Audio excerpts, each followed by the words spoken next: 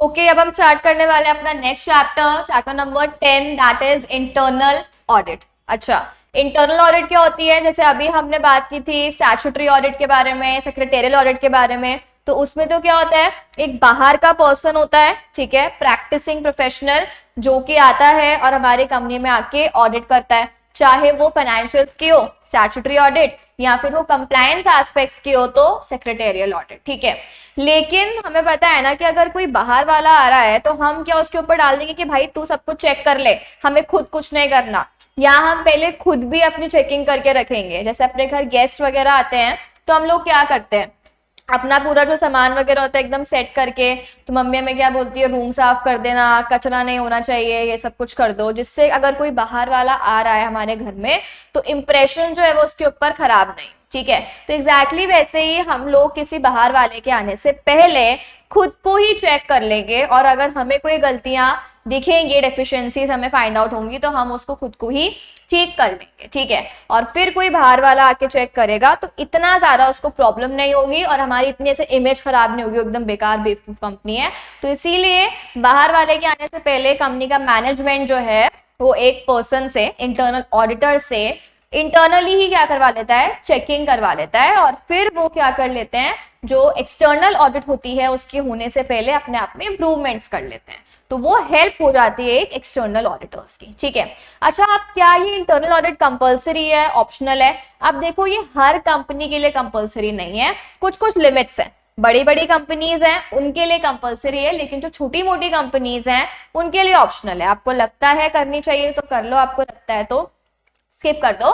तो इसीलिए हम कह सकते हैं कि इसकी हमें एप्लीकेबिलिटी की लिमिट्स वगैरह पढ़नी होगी, ठीक है। चलो आ जाते हैं यहाँ पे। सबसे पहले तो वही हमें डेफिनेशन गिवन है, तो ये जो ऑडिट है वो वही एक अश्योरेंस है, इंडिपेंडेंट और ऑब्जेक्टिव अश्योरेंस, जिससे हमारी जो ऑपरेशंस हैं वैल्यू ऐड होगा उसमें, ठीक है। यानी कोई अदरवाइज पर्सन चेक करने आए, हम उससे पहले खुद को चेक करके इम्प्रूव करके रख लेंगे, ठीक। इसके बाद में देखो यहाँ पे जो मोस्ट इंपॉर्टेंट चीज है, इंडिपेंडेंस मेंटेन करने की। अच्छा, आप एक ध्यान से एक बात सुनना, हम जो बात करते हैं एक्सटर्नल ऑडिटर्स की, तो एक्सटर्नल ऑडिट में हमने हर जगह पढ़ा है इंडिपेंडेंट होना बहुत जरूरी है, और इसीलिए हम एक एक्सटर्नल पर्सन को बुलाते हैं जो कि एक प्रोफेशनल है, और ऑल्सो वो प्रोफेशनल प्रैक्टिस में होना चाहिए। सबसे इंपॉर्टेंट कंडीशन है ये एक्सटर्नल ऑडिट की। लेकिन अगर हम बात करें इंटरनल ऑडिटर के बारे में, तो इंटरनल ऑडिटर जो है वो जरूरी नहीं है कि बाहर का पर्सन हो, वो एक कंपनी का एम्प्लॉय भी हो सकता है, ठीक है। यानी हम इंटरनल ऑडिट अपने कंपनी के एम्प्लॉय से भी करवा सकते हैं, पर एक्सटर्नल ऑडिट हम एम्प्लॉय से नहीं करवा सकते। इंटरनल ऑडिट हम लोग एम्प्लॉय से करवा सकते हैं, पॉइंट नंबर 1। लेकिन ये जो एम्प्लॉय है ना, ये एम्प्लॉय कोई एरा गैरा फालतू का पर्सन नहीं हो सकता कि उसको नॉलेज ही नहीं है या वो 12th पास भी नहीं है। वो जो पर्सन है जो आपकी इंटरनल ऑडिट करेगा, वो पर्सन भले ही आपका एम्प्लॉय है लेकिन वो प्रोफेशनल होना चाहिए। यानी हमें इंटरनल ऑडिट किससे करवानी है, एम्प्लॉय से करवा सकते हो आप, लेकिन उसका प्रोफेशनल होना जरूरी है, सीए, सीएस या सीएमए होना चाहिए। दैट मीन्स प्रोफेशनल होना कंपल्सरी है। एम्प्लॉय भी हो सकता है, एम्प्लॉय नहीं भी हो सकता है। दैट मीन्स अगर आपको लगता है कि हमें एम्प्लॉय से नहीं करवानी है तो आप किसी प्रैक्टिसिंग पर्सन से भी करवा सकते हो, प्रैक्टिसिंग प्रोफेशनल से भी। तो एम्प्लॉय होना या एम्प्लॉय नहीं होना कंपल्सरी नहीं है, प्रैक्टिस में है, प्रैक्टिस में नहीं है, कंपल्सरी नहीं है। प्रोफेशनल होना कंपल्सरी है, ये चीज याद रखना। अच्छा, अब हमने बात की कि एम्प्लॉय है और फिर यहाँ पे डेफिनेशन में वर्ड डाल दिया इंडिपेंडेंट। तो एम्प्लॉय और इंडिपेंडेंट तो कॉन्ट्राडिक्ट नहीं कर रहे हैं क्या, आपका क्वेश्चन आएगा। अब देखो यहाँ पे जो मोस्ट इंपॉर्टेंट हमें बात ध्यान रखनी है कि भले ही वो आपका एम्प्लॉय हो, लेकिन ऑडिट वो कैसे करेगा, अनबायस्ड होके। अब एक बात बताओ, अगर आप उससे ऑडिट करवा रहे हो और वो हमेशा ही रिपोर्ट बना के दे कि यार मेरी तो कंपनी है, मैं मेरी ही कंपनी की गलती क्यों निकालूं, चल मैं रिपोर्ट में अपना ओपिनियन जो है ना वो क्लीन रिपोर्ट दे देता हूँ, कोई सेंस बनेगा कि ऑडिट करने का। तो हम ये बोल रहे हैं कि नो मैटर तुम कंपनी के एम्प्लॉय क्यों नहीं हो, जब तुम ऑडिट करोगे तो तुम्हें एकदम इंडिपेंडेंट ओपिनियन देना है। तुम्हें कोई मतलब नहीं है कि तुम कंपनी के एम्प्लॉय हो, जो तुम्हें लग रहा है on the face of it वो बता दो, क्योंकि तुम जो ओपिनियन दोगे उसकी वजह से ही कंपनी अपने आप को इंप्रूव कर पाएगी। तो एम्प्लॉय तो है, लेकिन हम उसको क्या बोल रहे हैं कि भाई जब तुम काम करो ना तब उस काम के टाइम में तुम क्या होने चाहिए हो, इंडिपेंडेंट होने चाहिए हो। जैसे इसका हम एक बेस्ट एग्जांपल ले सकते हैं, जैसे अगर आपका छोटा भाई बहन है, ठीक है, अब आपकी मम्मी ने आपको बोला कि मैं इसको ट्यूशन नहीं भेज रही हूँ, इसको तुम ही पढ़ा देना, तो अब वहां पर वो आपका ही भाई है या आपकी बहन है, अब आप वहां पे आलस दिखाओ कि यार छोड़ना, मैं इसकी गलती मम्मी को क्यों बताऊं, ये बुरा पढ़ रहा है या ये पढ़ ही नहीं रहा, मैं मम्मी को क्यों बताऊं, छोड़। अगर आप नहीं बताओगे तो वो इंप्रूव ही नहीं कर पाएगा। तो भले ही आप उसके भाई हो, लेकिन आपको उसको पढ़ाना है अनबायस्ड होके, आपको उसके ऊपर ओपिनियन देना है अनबायस्ड होके, तभी वो इंप्रूव कर पाएगा, ठीक है। तो सेम टू सेम यहाँ पर भी एप्लीकेबल है। तो इंटरनल ऑडिटर का प्रोफेशनल होना कंपलसरी है, प्रैक्टिसिंग होना कंपलसरी नहीं है। दैट मीन्स एम्प्लॉय भी ऑडिट कर सकता है इंटरनल ऑडिट, ठीक है। तो ये चीज यहाँ पे ध्यान रखना। अब चलते हैं हम लोग नेक्स्ट टॉपिक पे। अब यहाँ पे एप्लीकेबिलिटी के बारे में बात करनी है हमें। अच्छा, इंटरनल ऑडिट का जो सेक्शन है कंपनीज एक्ट में, वो सेक्शन क्या है, सेक्शन 138। इसका भी सेक्शन आपको लर्न करना है। अगेन इंटरनल ऑडिट भी सेक्रेटेरियल ऑडिट की जैसे मोस्ट इंपॉर्टेंट टॉपिक है, सीजी और डीडी दोनों ही सब्जेक्ट्स में। वहां पर भी आएगा क्वेश्चन, यहाँ पर भी आ सकता है। सेक्शन याद करना है 138 और रूल याद करना है 13 ऑफ कंपनीज अकाउंट्स रूल है यहाँ पे, ठीक है। वह मैनेजरियल पर्सनल वाले रूल्स थे, तो ये आपको याद रखना है। अच्छा, यहाँ पे क्या बोला है, किस किस के ऊपर कंपल्सरीली एप्लीकेबल है, every listed company, then every unlisted public company. कौन सी है, अनलिस्टेड पब्लिक कंपनी के ऊपर। अच्छा, इसकी लिमिट्स याद करने की एक ट्रिक है, आप लाइन से याद करो। 25, 50, 100 एंड 200 लाइन से है, 25, 50, 100 और 200। 25 की लिमिट्स क्या है, डिपॉजिट्स। 50 क्या है हमारा, पेड अप कैपिटल। 100 क्या है, लोन्स एंड बोरोविंग्स, एंड 200 क्या है हमारा, टर्नओवर। तो जब हम पब्लिक कंपनी का पढ़ रहे हैं, अनलिस्टेड पब्लिक कंपनी, तो उसमें ये 4 के लिमिट्स है, 25 CR, 50 CR, 100 एंड 200, और ये deposits, paid up capital, loans and borrowings, turnover. अच्छा, प्राइवेट कंपनी की बात करें हम लोग, तो प्राइवेट कंपनी में सिर्फ 2 ही लिमिट्स हैं, लास्ट वाली 2, यानी 25 और 50 की लिमिट्स प्राइवेट कंपनी में नहीं है। वहां पर ओनली कौन सी लिमिट्स हैं, 100 वाली और 200, दैट मीन्स टर्नओवर वाली और आउटस्टैंडिंग लोन्स एंड बोरोविंग्स वाली। तो ये लाइन से याद कर लेना आप लोग। चलो, तो यहाँ पर ये लिमिट्स गिवन है पब्लिक की और प्राइवेट की। इसके बाद में जो अभी हमने बात की थी, वो एम्प्लॉय हो भी सकता है और वो एम्प्लॉय नहीं भी हो सकता है, पर उसका क्या होना चाहिए, प्रोफेशनल होना बहुत ज्यादा जरूरी है। इसके बाद में हम बात कर लेते हैं टाइम फ्रेम के बारे में। अच्छा, एक्ट में जैसे सेक्रेटेरियल ऑडिट का कोई टाइम नहीं है, यहाँ पर भी कोई टाइम नहीं है, लेकिन सजेस्टेड क्या है कि आप क्वार्टरली बेसिस पे क्या करवा लो, ऑडिट करवा लो। तो जिससे क्या होता रहेगा, टाइम टू टाइम अगर कोई फ्रॉड्स हैं, एरर्स हैं, डेविएशंस हैं, मिसस्टेटमेंट्स हैं, तो आपको पता चल जाएंगे और आप उसको ठीक कर सकते हो। देन आते हैं नेक्स्ट टॉपिक पे, that is appointment of internal auditor. अच्छा, जो अपॉइंटमेंट है वो सेम है जो हम पढ़ते हैं सेक्रेटेरियल में। वहां पर भी हमने किया था कि बोर्ड रेजोल्यूशन पास करना है आपको ड्यूली कन्वीन मीटिंग में। सिमिलरली यहाँ पर भी आपको बोर्ड रेजोल्यूशन पास करना है ड्यूली कन्वीन मीटिंग में, सर्कुलेशन से नहीं हो सकता है, याद रखना। देन क्या बोला है, जो भी आपका रेजोल्यूशन आपने पास किया, BR पास किया, वो आपको रजिस्ट्रार के पास में फाइल करना है। कितने डेज में, 30 डेज में आपको फाइल करना है। लेकिन जो प्राइवेट कंपनीज है ना, उनके लिए एग्जेम्पशन है, उनको फाइल करने की जरूरत नहीं है। ओके, अब आते हैं हम लोग terms of reference. Terms of reference में हम बेसिकली क्या कहते हैं, जो स्कोप है, क्या आपको इंटरनल ऑडिट में क्या क्या चीजों पे ध्यान देना है, क्या चीजें आपको चेक करनी है, उसको यहाँ पे क्या बोल रखा है, टर्म्स ऑफ रेफरेंस बोल रखा है। देखो क्या है, strategy, objectives, roles, responsibilities, scope of work, accountability to the audit committee, reporting lines, यानी बेसिकली यहाँ पे ये सारी चीजें इंटरनल ऑडिटर को ध्यान में देनी है एक कंपनी के रिगार्डिंग। अच्छा, इस पे जो क्वेश्चन आपका बन सकता है वो डायरेक्ट क्वेश्चन बन सकता है, तो आप ट्राई करना कि ये सारे 4-5 पॉइंट्स हैं, इनको लाइन से याद कर लो, ठीक है। चलो, अब आ जाओ नेक्स्ट टॉपिक पे, that is objective of internal audit.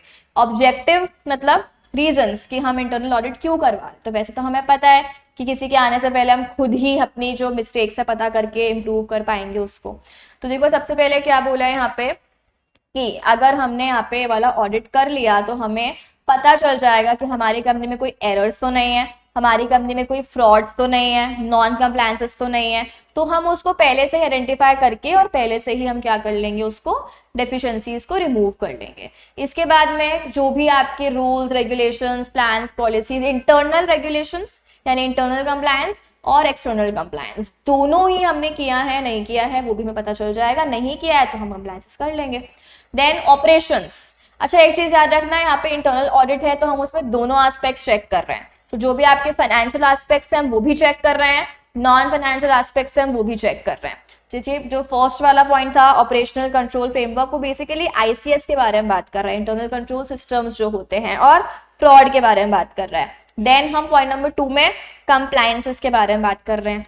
इसके बाद में आपका आता है जो भी आपके ऑपरेशंस हैं, डे टू डे ऑपरेशंस हैं मैनेजमेंट वाले, वो सब आपने प्रॉपर किए नहीं किए, रिपोर्टिंग आपने प्रॉपर की नहीं की है, कंप्लायंसेस प्रॉपर किए नहीं किए हैं, आपने जो गोल्स बनाए ऑब्जेक्टिव्स हैं वो आपने कंप्लीट किए हैं या कंप्लीट नहीं कर पाए, असेट्स आपके प्रोटेक्टेड हैं या नहीं है। तो जो भी स्कोप हम पढ़ते हैं ना स्टैट्यूटरी और सेक्रेटेरियल का, कंबाइन करके लिख दो, सब कुछ चेक करना है हमें यहाँ पे। चलो देन जो भी रिस्की एरियाज हैं, रिस्क मैनेजमेंट के लिए हमने क्या क्या कर रखा है, रिस्क के लिए हम रिस्पॉन्स किस तरीके से करते हैं, तो ये जितने भी पार्ट्स हैं वो आप क्या चेक कर रहे हो, जो भी रिस्की चीजें हैं, रिस्क मैनेजमेंट है, उसको भी आप चेक कर रहे हो। ठीक, इसके बाद में नेक्स्ट पे आ जाओ, स्कोप ऑफ इंटरनल ऑडिट, यानी बेसिकली वही वाली सारी चीजें बोल रहा है, क्या क्या चीजें आप चेक करते हो इंटरनल ऑडिट में। तो जो अभी हमने ऊपर सारे पॉइंट्स पढ़े थे वही वाली सारी चीजें। नेक्स्ट आ जाओ, internal audit core principles. Core principles का मतलब क्या है, जैसे हम पढ़ते हैं चैप्टर नंबर 13 याद करो, ऑडिट के कोर प्रिंसिपल्स, तो वो तो एक्सटर्नल ऑडिट के हैं, उसी तरीके से इंटरनल ऑडिट के भी कुछ कुछ प्रिंसिपल्स हैं, दैट मीन्स कुछ कुछ रूल्स हैं जो आपको मानने ही पड़ेंगे। ठीक है, अब देखो रूल्स क्या हैं, सबसे पहले डेमोन्स्ट्रेट इंटेग्रिटी, ऑनेस्टी, इंडिपेंडेंस आपको मेंटेन करनी है। अभी हमने बात की थी क्यों और कैसे। पॉइंट नंबर 2 क्या कह रहा है, आपका कॉम्पिटेंस होना चाहिए, यानी ऐसा नहीं कि ठीक है इंटरनल है और मैं एम्प्लॉय हूं तो कुछ भी कर देते हैं, नहीं, आपको जो है वो ढंग से प्रॉपर परफॉर्म करनी है।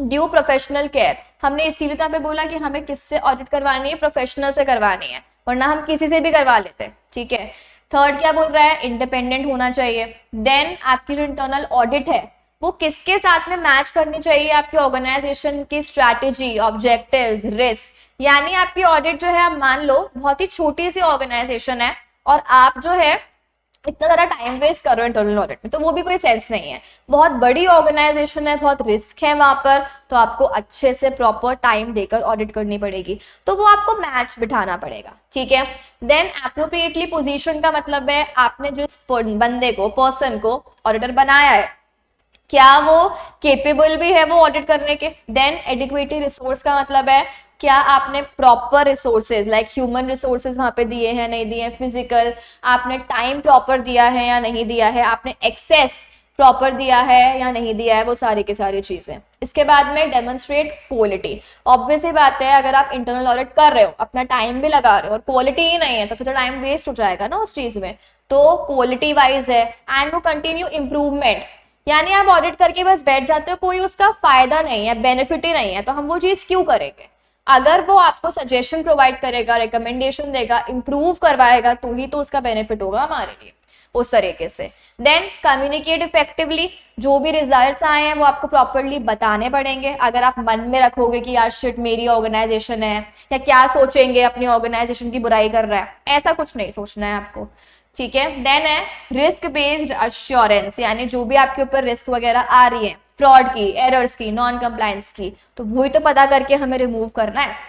इसके बाद में insightful, proactive and future focus. Insightful यानी कि आपको बेसिकली कमेंट्स वगैरह प्रोवाइड करने हैं कि क्या क्या आपके इंप्रूवमेंट्स हो सकते हैं। एक तो क्या होता है, ठीक है हमने जो गलती निकाली बस गलती निकाल के बैठ गए, एक हम सजेशन भी देते हैं कि इसको इस तरीके से इंप्रूव करो।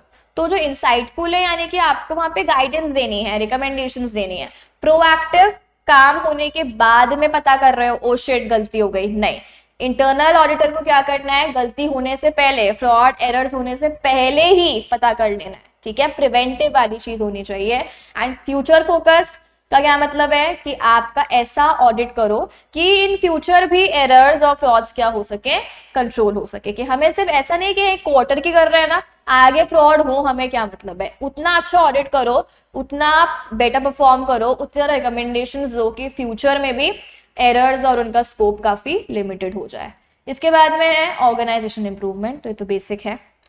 चलो अब इसके बाद में बात हो रही है इंडिपेंडेंस। ये हमने बिगिनिंग में ही बात कर ली थी कि इंडिपेंडेंस जो है ये उस सेंस में नहीं है कि वो एम्प्लॉय भी हो सकता है, लेकिन जब वो काम करेगा तो उसको अनबायस्ड ओपिनियन देना है, ये नहीं सोचना है कि मैं एम्प्लॉय हूं।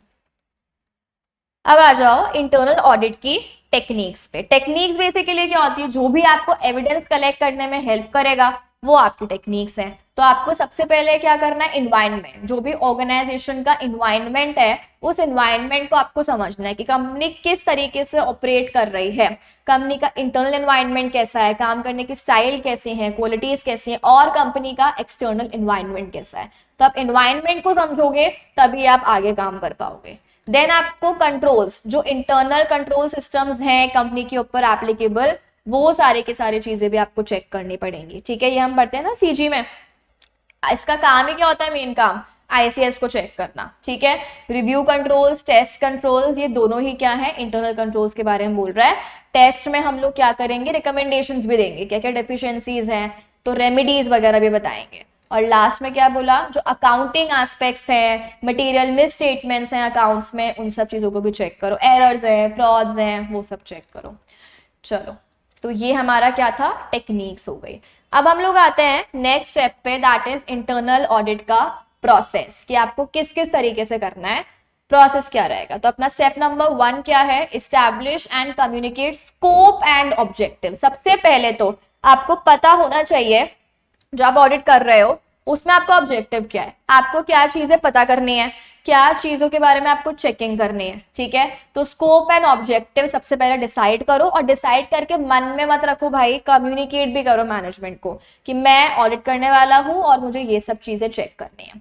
इसके बाद में आप क्या करोगे, जिस भी एरिया को चेक कर रहे हो, जिस भी इन्वायरमेंट में चेक कर रहे हो, इंटरनल चीजें चेक कर रहे हो, एक्सटर्नल चीजें चेक कर रहे हो, उस सारे जितने भी एरियाज है उनकी नॉलेज लो। तो हम कह सकते हैं सेकंड स्टेप हमारा क्या रहेगा, KOB, that is knowledge of business. Then जो भी रिस्क आपके बिजनेस के ऊपर अराइज हो रही हैं या आपके ऑडिट की रिस्क, चैप्टर 13 पे याद करो हमने पढ़ा था ऑडिट रिस्क, 3 रिस्क होती हैं, इनहेरेंट होती है, कंट्रोल होती है, डिटेक्शन होती है। तो वो जो भी रिस्क आ रही है एक बिजनेस में, इनहेरेंट कौन सी है, कंट्रोल कौन सी है, उनको आप क्या करो, पता करो। फिर ये देखो कि ऑर्गेनाइजेशन ने क्या कंट्रोल्स लगाए हैं। तो पॉइंट नंबर 3 क्या बोल रहा है, इनहेरेंट रिस्क के बारे में। पॉइंट नंबर 4 क्या बोल रहा है, कंट्रोल रिस्क के बारे में। ठीक, देन आपने रिस्क आइडेंटिफाई कर लिया, अब आप क्या लगाओ, further audit procedures. That means अब आप फाइनली क्या करोगे, सैंपल लो, सैंपल को स्टडी करो, टेक्निक्स लगाओ, एविडेंसेस कलेक्ट करो, और उसके बाद में आप क्या करोगे, अपना ओपिनियन फॉर्मिंग करोगे, और ओपिनियन को रिपोर्ट करोगे ऑडिट रिपोर्ट के थ्रू। और सिर्फ ओपिनियन नहीं दोगे, आप रिकमेंडेशंस भी दोगे कि किस किस तरीके से उनको हम इम्प्रूव कर सकते हैं। और उसके बाद में आप ये भी चेक करो कि जो मैंने रिकमेंडेशंस दिए हैं ना वो मान भी रहे हैं या ऐसे ही बस ठीक है एक कान से सुन के दूसरे से निकाल दिया। तो फॉलो अप भी आपको करना है। तो ये सारे हमारे हो गए स्टेप्स, इसको अच्छे से देख लेना। चलो अब आ जाते हैं नेक्स्ट टॉपिक पे, that is evaluation of internal audit function by an auditor. इसका क्या मतलब है, इंटरनल ऑडिट को ऑडिटर देख रहा है। तो यहाँ पे जो ऑडिटर है ना वो कौन सा ऑडिटर है, एक्सटर्नल ऑडिटर है। याद करो हम बात करते हैं कि अगर एक कंपनी में इंटरनल ऑडिट हो रही है तो वो बहुत ज्यादा बेनिफिशियल होती है एक्सटर्नल ऑडिटर के लिए, क्योंकि अगर एक कंपनी में इंटरनल ऑडिट हो रही है और वो इफेक्टिवली एंड एफिशिएंटली परफॉर्म हो रही है तो एक्सटर्नल वाले का काम कम हो जाएगा, इसका अपना सैंपल साइज रिड्यूस कर लेगा ये, ठीक है, ये कम चेकिंग कर लेगा क्योंकि इसको क्या लगेगा, इंटरनल ऑडिट अच्छे से हुई है। तो हम ये देख रहे हैं कि जब एक एक्सटर्नल ऑडिटर आएगा तो वो इंटरनल ऑडिटर ने जो भी काम किया, जो भी रिपोर्ट है, जो भी रिकमेंडेशंस दिए, इन सबको वो देखेगा और उसके अकॉर्डिंग वो डिसाइड करेगा कि उसको कितना काम परफॉर्म करना है कंपनी में। तो हम वही पढ़ने वाले हैं कि अब एक एक्सटर्नल ऑडिटर इंटरनल ऑडिटर के काम को चेक कर रहा है। ठीक, हाँ, तो अब देखो सबसे पहले क्या बोला है कि वो क्या क्या चीजें चेक करेगा। सबसे पहले एक्सटर्नल ऑडिटर ये चेक करेगा ऑर्गेनाइजेशनल स्टेटस। यहाँ पे लिखा ऑर्गेनाइजेशनल स्टेटस है पर यहाँ पे बेसिकली हम बात कर रहे हैं इंटरनल ऑडिटर के बारे में। क्या आप ये देखो कि इंटरनल ऑडिट कर कौन रहा है, आपकी कंपनी का एम्प्लॉय कर रहा है या आपने किसी एक्सटर्नल एजेंसी, दैट मीन्स किसी प्रैक्टिसिंग फर्म को दे दिया, ठीक है, जो एक्सपर्ट है इस काम को करने में। तो आप वहां पे ये सारी चीजें देखो। अब देखो ऑब्वियस ही बात है, तुम कितना ही कह लो, अगर हम कंपेयर करें तो एम्प्लॉय है ना, हमने बोल दिया भाई बायस मत होना, पर चांसेस तो है कि वो बायस्ड हो जाएगा। लेकिन वेराज वहीं पे एक्सटर्नल एजेंसी है, एक्सटर्नल एक प्रैक्टिसिंग फॉर्म है, तो उसके चांसेस काफी कम है। तो वो ये चेक कर लेगा कि इंटरनल ऑडिट किसने की है, एम्प्लॉय से करवाई है या बाहर वालों से। अच्छा, अब जिससे भी करवाई है, क्या मैनेजमेंट ने उसके ऊपर कोई रेस्ट्रिक्शंस या लिमिटेशंस तो नहीं लगाई हैं, ठीक है, क्या वो कम्युनिकेट प्रॉपर कर पा रहा है नहीं कर पा रहा, और वो ऑडिटर से प्रॉपरली कम्युनिकेट कर पा रहा है या नहीं कर पा रहा है, तो वो सारे के सारे चीजें वो देखेगा कि स्टेटस क्या है उसका। Then scope of audit function, किसका स्कोप, इंटरनल ऑडिट का स्कोप देख रहा है वो, कि क्या इंटरनल ऑडिट में जितनी भी चीजें चेक उसने की हैं वो अच्छे से की हैं या ऊपर ऊपर से चेकिंग कर ली है, ठीक है, क्योंकि अगर उसने ऊपर ऊपर से चेकिंग कर ली होगी तो मतलब अच्छे से तो ऑडिट नहीं हुई है, वही सैम्पलिंग बेसिस पे हुई है, तो एक्सटर्नल वाले को सारा काम करना पड़ेगा, तो वो स्कोप देख लेगा। देन कॉम्पिटेंस कितनी है, जो भी वो काम को चेक कर रहा है उसके पास कितना एक्सपीरियंस है, कितनी ट्रेनिंग है, वो सब कुछ चेक करेगा, qualification. Then due professional care, जो ऑडिट हुई है ऐसा है कि बस उस पर छोड़ दिया, तुझे जैसे करना है वैसे ऑडिट कर, या इंटरनल ऑडिट को भी मैनेजमेंट प्रॉपरली चेक कर रहा है, रिव्यू कर रहा है प्रॉपर, और उसने वर्किंग पेपर्स बनाए होंगे, मैनुअल्स बनाए होंगे, तो उसको भी चेक करेगा एक्सटर्नल ऑडिटर कि भाई ऑडिट की तो है लेकिन ऑब्लिगेशन उतारी है या प्रॉपर काम किया है, तो वो भी पता होना हमें उतना ही इंपॉर्टेंट है। देन वो चेक करेगा इंटरनल कंट्रोल सिस्टम कैसा है कंपनी का, और ऑडिटर ने, इंटरनल ऑडिटर ने कैसे उस पर चेकिंग वगैरह की है। देन ऑपरेटिंग और फाइनेंशियल इंफॉर्मेशन, जो रिपोर्टिंग वगैरह हुई है, क्या वो रिपोर्टिंग प्रॉपर थी या नहीं थी, और उसको ऑडिटर ने किस तरीके से चेक किया, वो सब कुछ देखेगा। एक्टिविटीज कैसे परफॉर्म हो रही है डे टू डे वाली, कंप्लायंस कैसे हो रहा है, ये सब कुछ भी चेक करेगा। रिस्क मैनेजमेंट, गवर्नेंस, तो बेसिकली जो जो भी चीजें एक कंपनी में हो रही हैं वो चेक करेगा ऑडिटर, कौन सा वाला, एक्सटर्नल, कि इंटरनल ने उसको चेक करा है या नहीं करा है, तो उसके बाद वो डिसाइड कर पाएगा मुझे कितना सैंपल साइज लेना है। तुम आप पहले वाले चैप्टर्स में याद कर लेना, हमने हर चैप्टर में ये बात की है इंटरनल कंट्रोल सिस्टम अच्छा है या नहीं है, इंटरनल ऑडिट अच्छी है या नहीं है, ये एक्सटर्नल वाला बंदा चेक करता है और फिर वो अपना डिसाइड करता है सैंपल साइज। ओके, अब इसमें आ जाओ, role of internal audit in organisation control mechanism.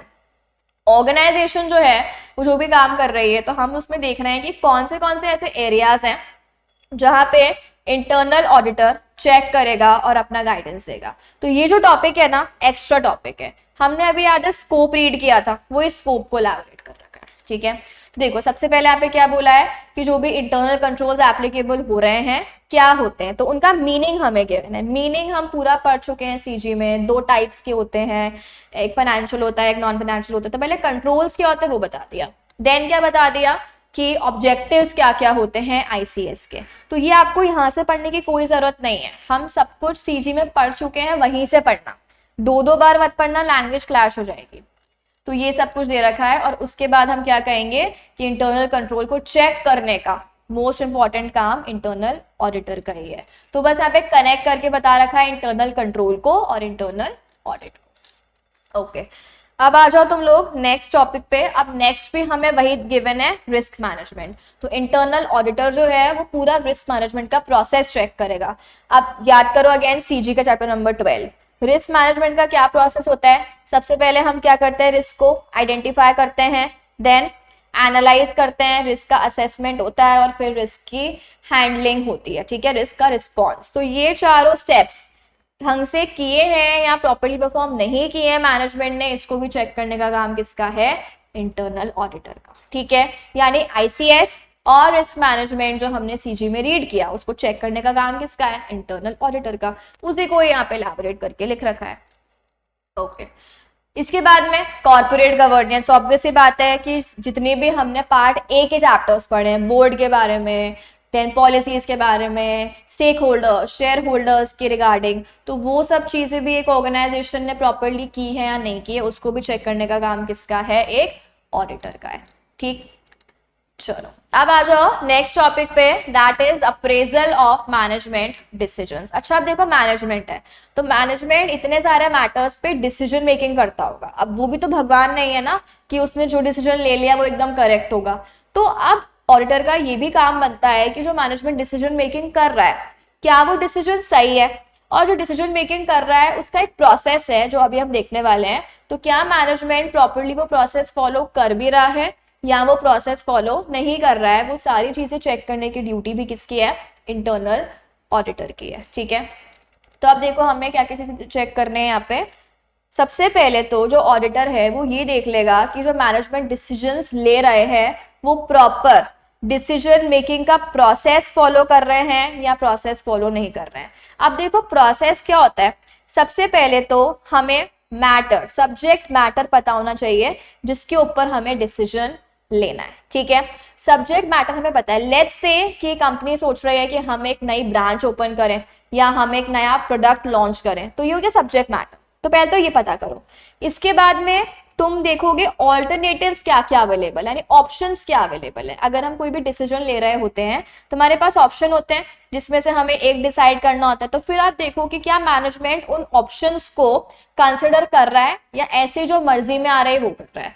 Options में से भी हम क्या देखते हैं, सबका एडवांटेज और सबका डिसएडवांटेज, और फिर हम कौन सा ऑप्शन सिलेक्ट करते हैं जिसके एडवांटेजेस सबसे ज्यादा हैं और डिसएडवांटेजेस सबसे कम है। फिर हमने जो भी डिसीजन लिया वो डिसीजन को हम इंप्लीमेंट कर रहे हैं प्रॉपरली या बस लेके छोड़ दिया, तो उसका फॉलो अप भी हमें देखना होता है। तो ये एक पूरा प्रोसेस है डिसीजन मेकिंग का। तो ऑडिटर को ये इंश्योर करना है कि क्या ये पूरा प्रोसेस ऑर्गेनाइजेशन में मैनेजमेंट फॉलो कर रहा है या नहीं कर रहा। ठीक है, इसके बाद में जो भी डिसीजंस हैं वो डिसीजन ऑब्जेक्टिव्स को कंप्लाई कर रहे हैं या वो एकदम अगेंस्ट ही जा रहे हैं, यानी ऑर्गेनाइजेशन के ऑब्जेक्टिव पूरे नहीं हो रहे, डायरेक्टर्स के पर्सनल ऑब्जेक्टिव्स पूरे हो रहे हैं, कहीं ऐसा तो नहीं हो रहा, ऐसा भी नहीं करना है। एंड देन जो भी डिसीजन मेकिंग है मन में नहीं करनी है, आपने सब कुछ कैसे किया है उसको आपको क्या करना है, डॉक्यूमेंट। तो ये भी वो चेक करेगा ऑडिटर। ठीक है, चलो इसके बाद में क्या बोला है कि जो भी आपके ऑब्जेक्टिव्स हैं या जो भी आप अचीव करना चाहते हो क्या आपको वो पता है, या बस ऐसे ही काम करो कि ठीक है टाइम पास कर लेते हैं, वो भी नहीं। देन जो भी डिसीजन मेकिंग मैनेजमेंट कर रहा है क्या उसने रिस्क चेक किए कि कितनी रिस्क है उसमें। ठीक है, रिस्क वाला मैनेजमेंट का जो प्रोसेस है वो माना है या नहीं माना है। देन कितना टाइम उसमें इन्वेस्ट होगा, देन कितने साइज पे होगा, कौन सी लोकेशन पे होगा, वो सब कुछ चेक किया। यानी आपको सब कुछ चेक करना है आसपास का, ना कि जो मन में है वो करना है। बिकॉज ऑब्वियस सी बात है पैसा किसका लगा हुआ है, इन्वेस्टर्स का, शेयर होल्डर्स का। ठीक है, और उसको यूज कौन कर रहा है, उनके बेनिफिट के लिए मैनेजमेंट ही लगा रहा है ना। तो अगर मैनेजमेंट गलत तरीके से उनका पैसे को इन्वेस्ट कर देगा तो फिर लॉस है। तो यही तो काम है ऑडिटर का कि वो चेकिंग करे इस चीज की। ठीक, अच्छा फिर वही वाली बात है कि क्या आपके पास जो भी ऑप्शंस है आपने ऑप्शंस को देखा है नहीं देखा है। ऑप्शन में भी आप क्या क्या चीजें चेक करोगे, वैल्यू, कॉस्ट, बेनिफिट्स, रिस्क वगैरह, वो सब कुछ आप चेक करो, पूरा एनालिसिस करो, फिर इम्प्लीमेंटेशन आपका प्रॉपर होना चाहिए। और इसके बाद लास्ट में क्या बोला है कि जो भी आपके डिसीजंस हैं उनको आप रिव्यू करते रहो टाइम टू टाइम कि क्या हम जो काम कर रहे हैं वो सही से हो भी रहा है या नहीं। ऐसा नहीं कि एक बार आपने काम डिसाइड कर लिया फिर हो गया खत्म करो, नहीं, आपको टाइम टू टाइम उसको चेक भी करना है कि मॉनिटरिंग भी करनी है कि सही से हो भी रहा है या नहीं हो रहा है। ठीक है, चलो तो ये छोटा ही चैप्टर था, अपना चैप्टर यहाँ पे होता है कंप्लीट।